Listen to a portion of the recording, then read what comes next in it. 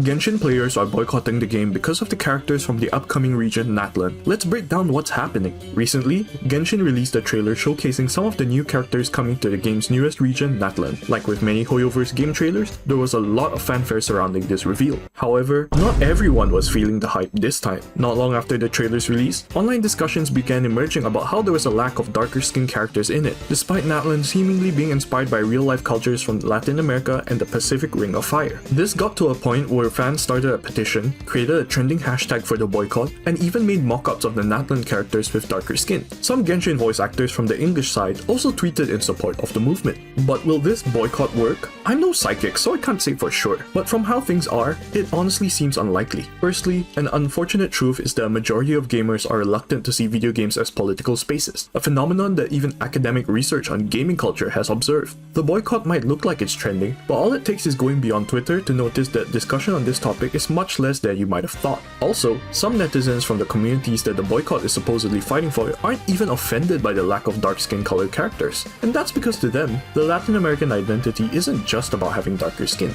As some of them have pointed out, being Latin American isn't actually a race, but an ethnicity. What this means is that their cultural identity is less so about specific skin color and more of shared ancestry, language, and traditions. As such, several Latin American players are even upset by the boycott and see it as Westerners speaking over how their community actually feels. Moreover, the overall stance of the Chinese fandom on Natlan's characters doesn't seem united enough to push Hoyoverse to do anything. Some boycotters were hopeful as they believed many Chinese Genshin players supported the boycott. Their voices in particular do matter, given that they're the home market for the Chinese-based Hoyoverse and have a track record of actually pushing them to change things. However, there's unfortunately very little definite proof that many Chinese players support the boycott. If anything, some nasty online remarks on the issue from Chinese social media have emerged as counter-evidence to such claims. Lastly, those boycotting the game aren't actually affecting Hoyoverse enough where it matters: money. Hoyoverse is no stranger to boycotts. However, we've seen that the financial impact of such protests is negligible. Regardless of the boycott's outcome, it can still serve as a springboard to raise awareness and start a wider discussion on how representation can be improved in gaming as a whole. And maybe that first step is what the gaming community really needs.